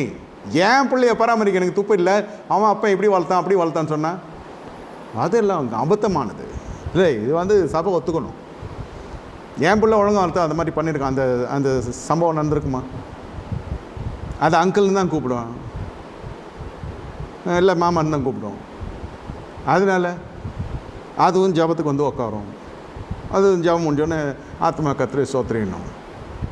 இதெல்லாம் சோதனையிலே தகிக்கிற மனுஷன் பாக்கியவான். புயல் வீசுகிற பொழுது சில இழப்புகள் வழியே வந்திருக்கிற விசுவாசிகளுக்கு தெரியும். இயேசுவை ஏற்றுக்கொண்டு எத்தனை இழப்புகள் மத்தியில் வந்து இன்று எல்லாவற்றையும் இழந்தது 2 மடங்கு பெற்று மறுபடியும் நம்முடைய பிள்ளையாண்டா நிமித்தம், நம்ம பெற்றெடுத்த பெண்மானி நிமித்தம் நம்ம மறுபடியும் எங்கே போகிறோம்? முற்பிதாக்கள் ஆராதித்த அந்த விக்கிரக ஆராதனைக்கு போகும்படி தள்ளப்படுகிறது. இதுதான். இப்போ என்ன பண்ண முடியும் சொல்லுங்கள்? இந்த தகப்பனுக்கு செஞ்ச வேலை, அவனே ஏதோ அந்த பன்னியின் தீவனத்தை தின்னு வந்தால் போச்சு. அவனுக்கு திருமணம் ஆகலை, வேசியிலத்தில் போனான், திரும்பி வந்துட்டான். திருமணம் ஆயிடுச்சுன்னா திரும்பி வரமாட்டான். அது சிம்சோன் கதை தான். அதான் வேதம் வசனம் பொய்யா இருக்கணும், இல்லை இவங்க சொல்கிற எல்லாம் மெய்யாக இருக்கணும். எது மெய் எது பொய்ன்னு சபைக்கே தெரியும். அந்நியனுக்கு பிணைக்கப்பட்டிருக்கணும், வெகு பாடுபடுவான். அதை வெறுக்கிறவன் தான் சுகமாக இருப்பான். இதை படிப்பை கர்த்தர் ஆசீர்வதிக்கிறார். தாய் தகப்பன் விட்டு இந்த பெண் வர வேண்டிய வேதம் சொல்லுகிறது. அது வருமா? ரட்சிக்கப்படாத பொண்ணு ஒரு குரூயல் பீயிங்ஸ்னும், அது அனிமல்ஸ் நீங்களாம். தாய் தப்பு இல்லாமல் நான் வர முடியுமா? அது எந்த வேதம் அது சொல்லுது? தாய் தப்பனை கனம் தான் சொல்லுதுன்னும். அது சப்ஜெக்ட் தெரியல. அதுக்கு அன்பு காட்டுன்னு சொல்ல, கனம் பண்ணுன்னு சொல்லுது வேதம். அதுபடி எடுத்துக்கிட்டாலே இதெல்லாம் நீங்கள் சண்டையிலலாம் கவுன்சிலிங் கொடுத்தாலாம் வர முடியாதுங்க. இது சண்டை வரப்பெல்லாம் அது வேதம் சொல்லுதுன்னு வார்த்தை கீழ்ச்சி போட்டுருவாங்க. பாஞ்சிரும். அது அப்போஸ் நாடுகளில் பாஞ்சாங்க பார்த்தீங்களா? சுவிசேஷத்தை கட்டணும் அப்படி பாஞ்சிட்டாங்களாம். அது பாஞ்சிரும். அது பொண்ணு மட்டும் இல்லை, பையன் வேணான்றுவான். இயேசு வேணாம், இயேசு குடும்பமே வேணாம், நான் போகிறேன், பழைய இதுக்கே போகிறேன்ருவான். அவள் குழந்தெல்லாம் பிறந்துடும். நீ வேணா வா, இல்லைன்னா நீ விடு வாழ்க்கை. எல்லோரும் விவாகரத்து பண்ணு. கல்யாணம் பண்ணுறவெல்லாம் வாழ்கிறது இல்லை, சண்டை வரவெல்லாம் விவாகரத்து பண்ணுறதும் இல்லை, படிக்கிறவெல்லாம் வேலைக்கு போகிறதும் இல்லை, வேலைக்கு போகிறதும் சம்பாதிக்கிறதும் இல்லை. வாழ்க்கையில் மறுபடியும் ஆரம்பிக்குதா? 20 வருஷம் ஆவிக்குரிய ஜீவியை மறுபடியும் 21வது வருஷத்தில் பார்த்தா மறுபடியும் போயிட வேண்டியது தான் பழைய கோயிலுக்கு. அதனால் ஆரம்பித்த பாரம்பரிய சபைக்கு போகிற கிறிஸ்துவ குடும்பங்களும் இருக்குது. நான் சிஎஸ்சிக்கே போகிறேன், நான் இசிஐக்கே போகிறேன்னு. அதே மாதிரி மற்ற கோயில்களுக்கு போகிற அதே விசுவாசிகள் மறுபடியும் போகிறான். பிள்ளைக்காக ஒரு நாள் வரமாட்டியா? பிள்ளைக்கு மொட்டை போடுறோம் வரமாட்டியான்னா அந்த மாம்சம் சிலுவையில் அறையப்படுதா? இதெல்லாம் எங்கே ஆரம்பிக்குதுன்னா வீட்டில் ஆரம்பிக்குது. அவன் டீனில் இருக்கிறான் இல்லையா, அப்போயே அவன் ஃப்ரெண்டு, அவன் என்ன போக்கு வரத்து ஃப்ரெண்டு இல்லை, ரொம்ப சந்தோஷம்டா. அந்த பிள்ளைய தலையிலே தோல்லையோடு வச்சுன்னு போகலாம். ஃப்ரெண்டு இல்லைன்னு சொல்லிட்டான் ஒருத்தன். அவன் உத்தமன் சன்மார்க்கன் தீங்குக்கு விளங்கி இருக்கிற யோபு மாதிரி.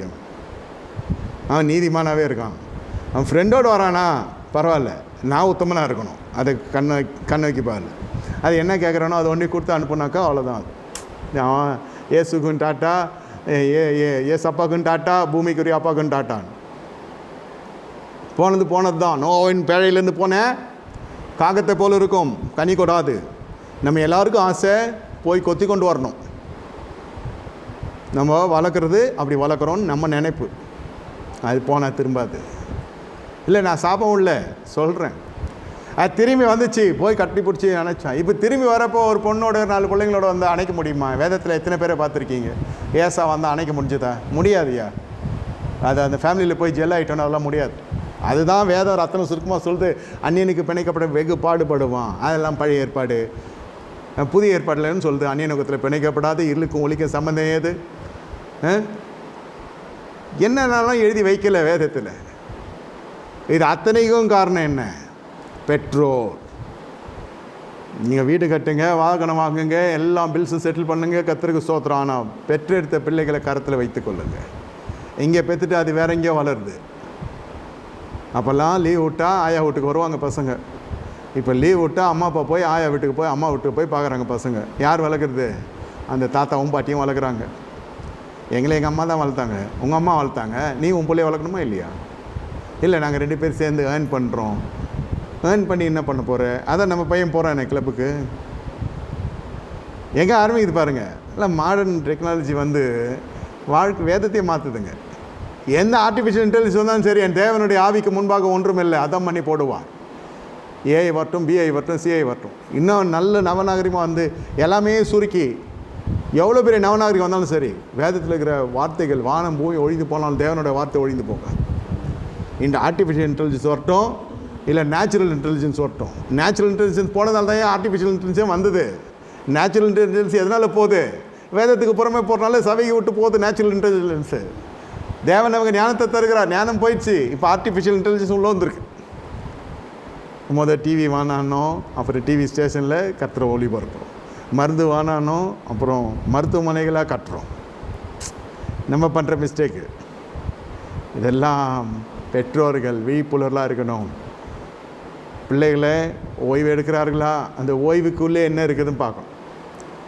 உண்மையிலே அது ஓய்வா இல்லாமல் போதை பொருள் சாப்பிட்டு படுத்துருக்கிறான்னு தெரியணும். முதல்லாம் குடித்தா சீரணும் ஃபோன் ஊதுன்னுவாங்க. அப்போ வரப்போ ஏதாவது ஸ்வீட் போட்டுன்னு வந்துடும், நான் ஜெயிச்சிட்டோன்னு. அப்புறம் கையை மோந்து பார்த்தா வராதா? நமக்கு தெரியும், நம்ம நினச்சிக்கோ நம்ம ஏமாற்றிட்டோம். அந்த காலத்தில் சொல்கிறோம். இப்போல்லாம் அப்படிலாம் இல்லை. குடிச்சிட்டு வந்தால் டக்குன்னு கண்டுபிடிச்சிடலாம். போலீஸ்காரனே ஊதுன்றான். இது வீட்டில் சிகரெட் பிடிச்சிட்டு வரதோ குடிக்கிறதோ இப்போ அதெல்லாம் இல்லை. இப்போ இங்கே வைக்கிறது, அங்கே வைக்கிறது, இங்கே மோடுறது, அங்கே மோடுறது, இது நக்கிறது, அதை இது பண்ணுறது, சுவைக்கிறது சொல்கிறது. Don't know which drug they are using. வாட்டுக்கு தூங்கின்னு இருக்கான். தம்பி தூங்குது தூங்குது என்ன நான் சொல்கிறதுன்னே தெரில. இல்லை, இதெல்லாம் வந்து வாலிப வயசு அப்படி தான் இருக்கும், அப்புறம் சரியாயிடும்ன்ற அந்த காலம் இல்லை. இது புரிந்து கொள்ளணும், புரிந்து கொள்ளணும். பெரிய மாணவர்களே புரிந்து கொள்ளணும். விளையாட்டு இல்லை, வாழ்க்கை. பார்த்து நடந்து கொள்ளுங்க. அதனால் சபையை விசாரிக்கிற, வீட்டை விசாரிக்க தவிர சபையில் பிரகாசிக்க முடியாது. அப்படியே ஏன் பிரகாசம்னா, இந்த மாதிரி எதனா ஒரு இன்சிடெண்ட்டில் போய் புள்ள மாட்டானா, அடுத்தது அவன் மொட்டை அடிக்கிறானா, நம்ம அங்கே போகணும், அந்த மலைக்கு போகணும், இந்த மலைக்கு போகணும். அப்போ உங்கள் அப்பாவுக்கு உங்கள் வாழ்க்கையில் இன்ட்ரெஸ்ட் இல்லைன்னு அந்த பொண்ணு ஒன்று சும்மா பெற்றாங்கய்யா, நீ பெற்றாங்களா வளர்த்தாங்களா, தூக்கி வந்து வளர்த்தாங்களா, குப்பையிலேருந்து எடுத்து வந்தாங்களான்னு கேட்கும். நம்ம பையனும் ஆமாம் ஆமாம் கரெக்டு தான் நீ சொல்கிறது, ஆமாம் அப்படின்வான். யார் இவ்வளோ படிக்க வச்சு ஆளாக்கி உருவாக்கி விட்டுது, நமக்கே முள்ளாக நிற்கும். அவர்கிட்ட வாழணும் இல்லையா அவன்? இல்லைன்னு டச் மீ நாட்டு மாதிரி இருக்கும், அது தொட்டாசிரிங்க மாதிரி. அப்புறம் பையனை இருந்தால் என்ன சொல்லுவான், அவ்வளோதான் இதோட முடிச்சிக்கலாம், வேணாம் நான் போகிறேன். ஆம்பளை போனால் கல்யாணம் ஆகும், தெரியும்ல உனக்கு அப்படின்னு. நம்ம ஆண் பெண்ணெல்லாம் புது சிஷி தான் காரியம். வேதம் சொல்கிறது இல்லையா? இதில் நகையை பற்றியோ ஆடம்பரமான வஸ்திரத்தை குறித்தோ நான் பேசலை. அதெல்லாம் பண்ணி தான் நாசமாக போனது. அதெல்லாம் போட்டு மாய்மாலமாக அதெல்லாம் இதை உடுத்தி அதை எடுத்து இதை உடுத்தி எல்லாம் போட்டு தான் கோட்டை விடுறது. இந்த 24 வருஷமாக உழைத்தில் நான் சொல்கிறேன், இந்த மாதிரி ஒரு குடும்ப பின்னணியிலேருந்து வந்தவன் தான் நான். ஆனால் அந்த சபையிலேருந்து தான் நிறைய கரப்ஷன்ஸு, நிறைய கேசஸும் வருது. அதை பயன்படுத்துறதுக்கு கருவியான கர்த்தர் பயன்படுத்தினாலும் சொல்கிறேன். அந்த மாய்மாலத்தில் இருக்காதீங்க. நான் இதை கழட்டினேன், நான் அதை உடுத்தினேன், இதை உடுத்தினேன்னு பார்க்க வேண்டிய இடத்த வீட்டு பாடத்தை விட்டுட்டு அவன் ஐஏஎஸ்க்கு என்ட்ரன்ஸ் எக்ஸாம் போனான் ஒருத்தன், கோச்சிங் கிளாஸுக்கு. டே 12th முடிறா, அப்புறம் நீ என்ன படிக்க போகிறேன்னு நம்ம பார்ப்போம், எடுக்கிற மார்க்கு தீர்மானிக்கும் உனக்கு என்னென்னு. பார்த்து நடந்து கொள்ளுங்க. ஏதாவது ஒரு மாயத்திலே போய் கொண்டிருக்க வேணாம். இந்த பிரசங்கிமார்கள் நல்லவர்கள், அதாவது பிரசங்கிக்கிறாங்க, பலிபீடத்தில் வருது, அவரை மாதிரியே பாவலை பண்ணுறது, அவரை மாதிரியே பிஹேவ் பண்ணுறது, அவரை மாதிரியே இமிட்டேட் பண்ணுறது, அவரை மாதிரியே வீட்டில் போய் அதே மாதிரிலாம் பிஹேவ் பண்ணுறது, இன்னும் பசங்க இரிட்டேட் ஆகிடுவாங்க. இல்லை, இதெல்லாம் நடக்கிறது. சபை நடத்த உங்களை கர்த்தர் குடும்பத்தை கொடுக்கல. அதாவது குடும்ப வாழ்க்கையில் நீங்கள் தகப்பனாக இருக்கணும், தாயாக இருக்கணும், ஒன்று போதகனாக இருக்க குடும்பத்தில் அழைக்கல.